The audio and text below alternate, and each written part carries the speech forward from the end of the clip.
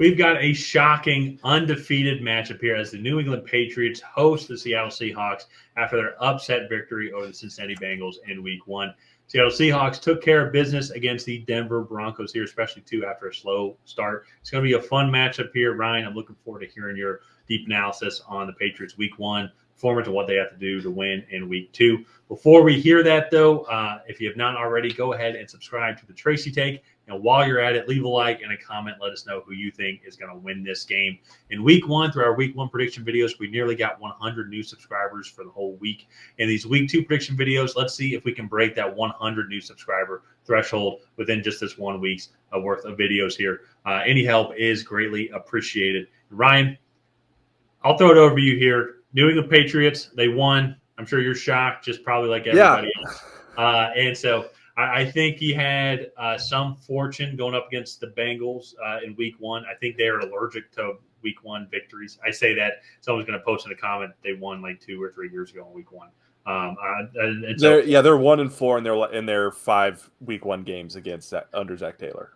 Yeah. It just seems they just come out slow, so it's a great time to play them. That being said, though, there were some intriguing things I think about your guys' performance. And so I want to throw it over to you. What do you think of the Patriots Week 1? Yeah, one of the things I was really worried about just coming into the season was the loss of Bill Belichick. How does that affect this defense? Just, like the loss of probably the greatest defensive mind to ever coach football. Like you would think that there would be some like regression there. And it's 1 week. It's too hard to really say like, no, they didn't lose that much, or yes, they did. But the defense still looks really good. And that I think was one of the big things there. Christian Gonzalez did really well, I think, stepping up and playing against Jamar Chase, even though he hadn't practiced as much.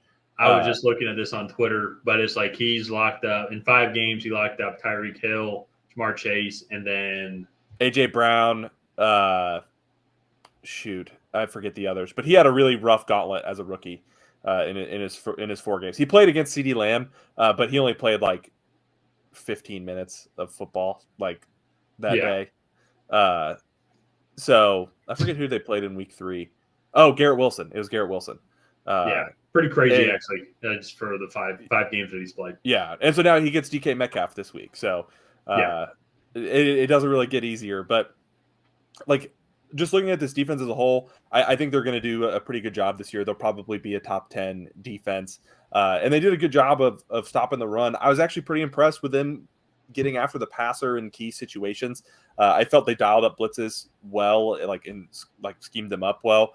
Struggled, I think, to get pressure with like a true 4-down lineman.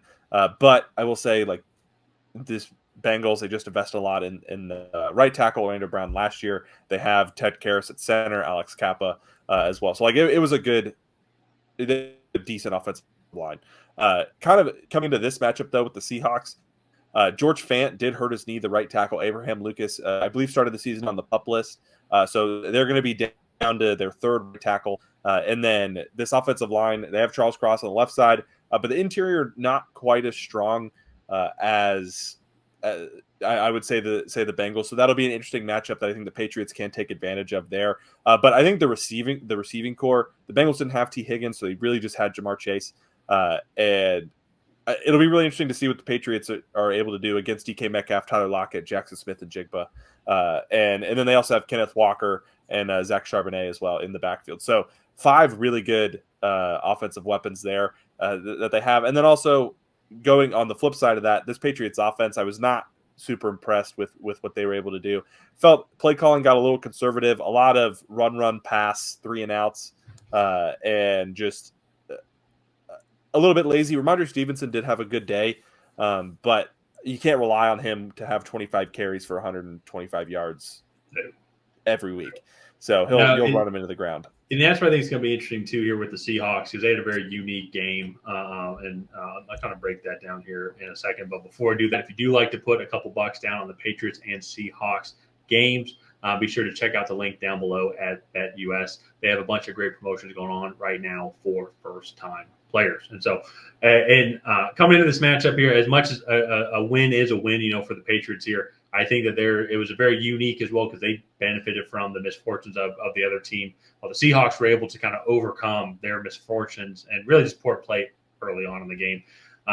Several turnovers, which led to Broncos field goals, 2 unnecessary safeties as well, which is kind of crazy to think about. At one point, the Seahawks offense gave up nearly about half as much as their defense did, just on overall points, just from safeties. And so they were able to kind of overcome that in the second half here. But in general, though, the Seahawks, once they kind of got their footing, dominated the game against the Broncos, in my opinion. They gave up a late touchdown to kind of get that to 26-20. But those first 13 points were all from early Seahawks turnovers and then those 2 safeties. I think coming into this game, though, I just think the Seahawks are just going to be more well-rounded. They're not the best team in the league, but as you mentioned earlier, I mean, they're going to have DK Metcalf, Tyler Lockett, Jackson Smith, and Jigba.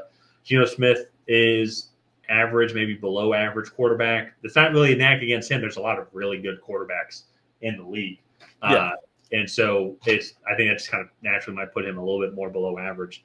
I think you do have an interesting point, though, if they can take advantage of the offensive line for Seattle, because that still seems to be a struggle, especially too now with some of the injuries.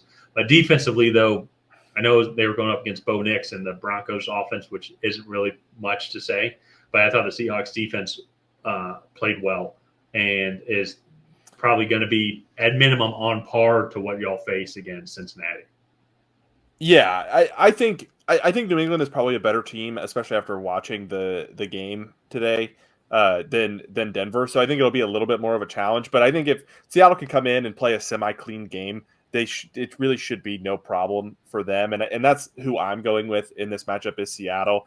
I think New England, if they want to win, they're going to have to throw the ball more. I don't think Seattle they're going to load the box up from the beginning, which I don't know why Cincinnati didn't do that in the beginning of the game, but they're going to have to load the box. They're going to load the box up in the beginning and force Jacoby Brissett to beat them with his arm.